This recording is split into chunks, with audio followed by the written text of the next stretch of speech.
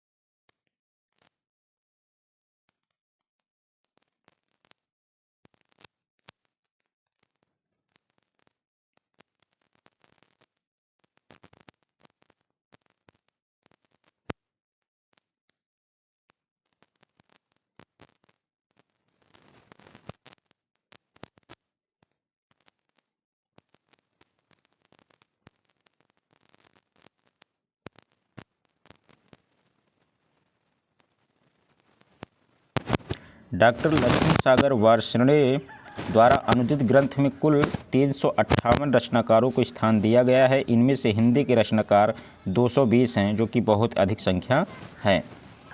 साथियों, गारसा द ताशी के बाद हम लोग देखेंगे दूसरे रचनाकार ठाकुर शिव सिंह सेंगर।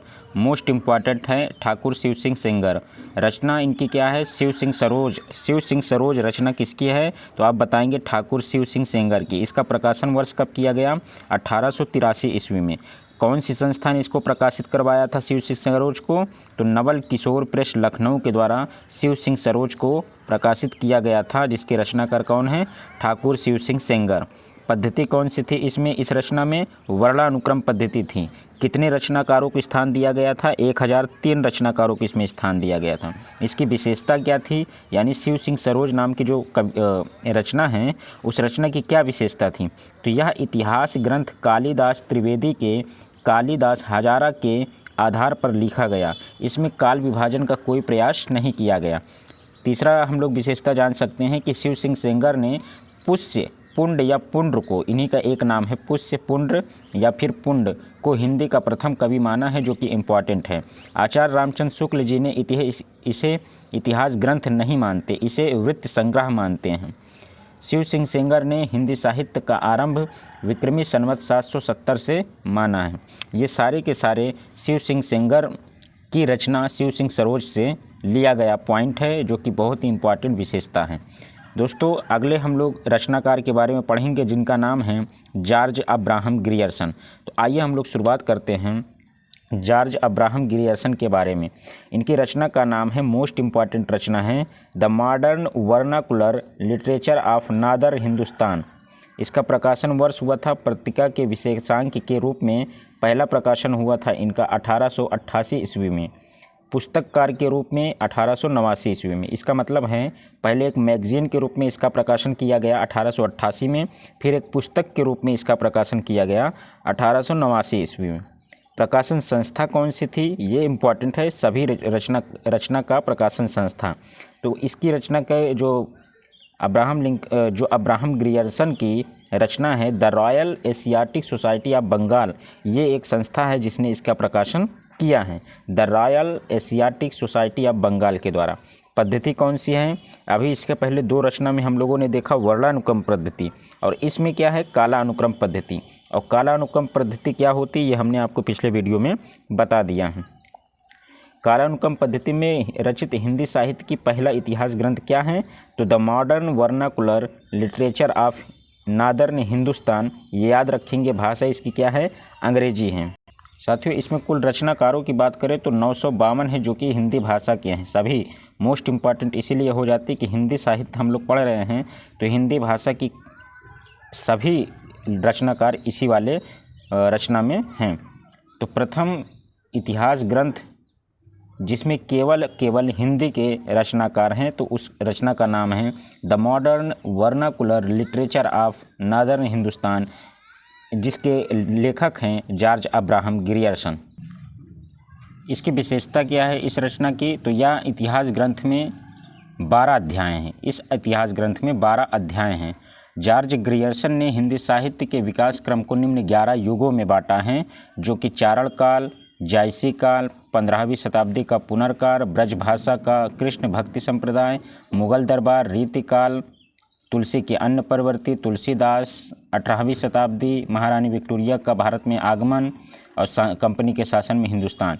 ये 11 का 11 युग था जिसमें जॉर्ज ग्रियर्सन ने हिंदी साहित्य के विकास क्रम को बांटा है। तो पहला हम लोग देखेंगे जो विकास विभाजन है, उसमें पहला देखेंगे चारण काल। चारण काल 700 ईस्वी से लेकर 1300 ईस्वी। 15वीं शताब्दी का धार्मिक पुनर्जागरण, जायसी के प्रेम कविता, ब्रजभाषा का कृष्ण भक्ति संप्रदाय, मुगल दरबार, तुलसीदास, रीति काव्य, तुलसी के अन्न परवर्ती और 18वीं शताब्दी कंपनी के शासन में हिंदुस्तान और महारानी विक्टोरिया के शासन में हिंदुस्तान। ये इम्पॉर्टेंट है जिसको ग्रियर्सन ने बांटा है। तो ग्रियर्सन ने चारण काल के अंतर्गत निम्न कवियों को स्थान दिया, जो कि इम्पॉर्टेंट है कि चारण काल में कौन कौन से कवि थे। पुष्य कवि खुमाड़ सिंह, केदार, कुमारपाल, अन्यपाल, चंद्रबरदाई, जोधराज, सांगरधर और जगनिक, ये सारे के सारे कवि इम्पॉर्टेंट हैं जो कि चारण काल के कवि कहलाते हैं। कुछ अन्य महत्वपूर्ण पॉइंट देख लेते हैं कि भक्ति काल को हिंदी साहित्य का स्वर्ण काल किसने कहा, तो जॉर्ज ग्रियर्सन ने कहा है, जो कि इनकी सबसे बड़ी विशेषता है। जॉर्ज ग्रियर्सन ने हिंदी को अंग्रेजों का द्वारा अविष्कृत माना है, यह दोष है इनका। तो ग्रियर्सन ने भक्ति आंदोलन को ईसाईयत की देन माना है, यह भी इनका क्या है, एक दोष है। इसे सही अर्थों में हिंदी का प्रथम इतिहास ग्रंथ मानने वाले विद्वान जो थे, कि जो जॉर्ज ग्रियर्सन की रचना है उसको सबसे पहले इतिहास ग्रंथ किसने माना, किशोरी लाल गुप्त ने। इसके बाद हम लोग देखेंगे दोस्तों मिश्र बंधुओं के बारे में। तो मिश्र बंधुओं में सबसे पहले आप नाम याद रखेंगे कौन कौन से आते हैं। श्याम बिहारी मिश्र, गणेश बिहारी मिश्र और सुखदेव, सुख नहीं बल्कि सुखदेव बिहारी मिश्र हैं। तो इन तीनों नामों को याद रखेंगे। आपने बहुत पढ़ा होगा कि मिश्र बंधु, तो यही 3 नाम हैं। इनकी रचना का नाम है मिश्र बंधु विनोद। इस रचना के 4 अध्याय हैं या 4 भाग हैं। प्रथम 3 भाग का प्रकाशन 1913 ईस्वी में हुआ और चौथे भाग का जो प्रकाशन 1934 ईस्वी में हुआ। किस संस्था से इसका प्रकाशन किया गया, नागरी प्रचारणी सभा काशी के द्वारा। पद्धति कौन सी है, कालानुक्रम पद्धति है। रचनाकार कितने हैं, 4591, लगभग 5000 रचनाकार जो हैं किसमें हैं, मिश्र बंधु विनोद रचना में। विशेषता क्या है, यह इतिहास ग्रंथ नागरी प्रचारणी सभा काशी द्वारा चलाई गई हस्तलिखित ग्रंथों की खोज अभियान के आधार पर किया गया। नागरी प्रचारणी सभा काशी द्वारा हिंदी के हस्तलिखित ग्रंथों की खोज का अभियान 1900 ईस्वी से 1921 ईस्वी तक चलाया गया। इस इतिहास ग्रंथ में अनेक अज्ञात कवियों को शामिल करके उनके साहित्यिक महत्व का प्रकाश डाला गया है। साथियों, मिस्र बंधुओं ने आदिकाल को आरंभिक काल माना है, रीतिकाल को अलंकृत काल माना है और आधुनिक काल को वर्तमान काल माना है। तो आदिकाल को क्या माना? आरंभिक काल। रीतिकाल को अलंकृत काल, आधुनिक काल को वर्तमान काल। किसने कहा? मिस्र बंधुओं ने कहा है। मिस्र बंधुओं ने हिंदी के प्रथम कवि के बारे में कोई विचार नहीं किया है, किंतु गोरखनाथ को हिंदी का प्रथम गद्यकार माना है इन लोगों ने। तो मिस्र बंधुओं ने कवियों का सापेक्षिक महत्व निर्धारित करते हुए कवियों की श्रेणियाँ भी निर्धारित की हैं। हिंदी साहित्य के इतिवृत्तात्मक यानी जीवन चरित्र पद्धति का प्रयोग सबसे पहले मिस्र बंधु विनोद में हुआ है। मिस्र बंधु विनोद इतिहास ग्रंथ में प्रमुख रचनाकारों का वर्णन समालोचना सहित किया गया है। सामान्य कवियों की नामावली संक्षिप्त सूचनाओं के साथ प्रस्तुत की गई है। तो आइए देख लेते हैं, इसमें मिस्र बंधुओं ने अपने इतिहास लेखन में निम्न आधार ग्रहण किया है। कवियों के द्वारा स्वरचित ग्रंथ: शिव सिंह सरोज, ग्रियर्सन का इतिहास ग्रंथ, कालिदास हजारा, मुंशी देवी प्रसाद के लेख और नागरी प्रचारणी सभा खोज। यहाँ से इन लोगों ने अपने लेखन के लिए सामग्री लिया है। आचार्य रामचंद्र शुक्ल ने मिस्र बंधु विनोद को बड़ा भारी वित्त संग्रह तथा मिस्र बंधुओं को परिश्रमी संकलनकर्ता कहा है। आचार्य रामचंद्र शुक्ल ने अपने इतिहास ग्रंथ के लिए कवियों का परिचयात्मक विवरण मिस्र बंधु विनोद से ही ग्रहण किया है। तो साथियों, आज हम लोगों ने 4 लेखकों को देखा और इतिहास लेखन की कौन कौन सी पद्धतियाँ थी, परंपरा थी, उसको देखा है। अगले वीडियो में हम लोग मिलेंगे जो कि हिंदी साहित्य का इतिहास का महत्वपूर्ण होगा, जिसमें हम लोग आचार्य रामचंद्र शुक्ल जी के बारे में पढ़ेंगे। दोस्तों, आप अगर UP TGT, PGT, net, GRF की तैयारी कर रहे हैं तो ये वीडियो आपके बहुत ही काम के हैं। और अगर आपने चैनल को सब्सक्राइब नहीं किया है तो सब्सक्राइब कर लीजिए, वीडियो को शेयर कर दीजिए और अपने दोस्तों तक ज़रूर इसे शेयर करें और लाइक करें। और ऐसे हमारे वीडियो देखते रहें। बहुत बहुत धन्यवाद। Thank you so much.